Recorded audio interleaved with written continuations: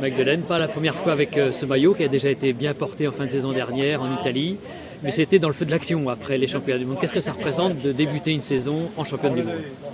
C'est vraiment spécial aussi avec Noémie qui a gagné l'année dernière Tour d'En 2. Je veux dire, on a beaucoup de motivation. Puis aussi avec mon début avec l'équipe, avec le maillot pour 2026, ça va être une course vraiment spéciale. J'ai vraiment hâte.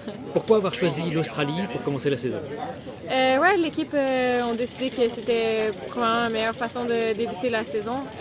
Un peu une atmosphère un peu plus moins de pression pour m'habituer tranquillement à cette nouvelle vie avec le maillot et tout. Alors ça va être un build-up pour une saison très longue jusqu'à un championnat du monde à domicile. Qu'est-ce que ça représente d'être à la fois championne du monde et représentante de la manifestation la plus importante du cyclisme canadien?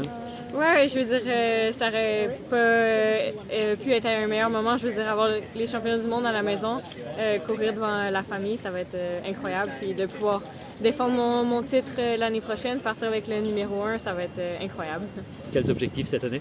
C'est sûr que les championnats du monde à Montréal vont être un gros objectif encore pour moi. Puis il y a plusieurs belles courses cette année, dont les Ardennes, le Giro, le Tour. Il y en a plusieurs, donc j'ai hâte de voir une course à la fois. Et qu'est-ce qui ferait un Tour d'En Under réussi?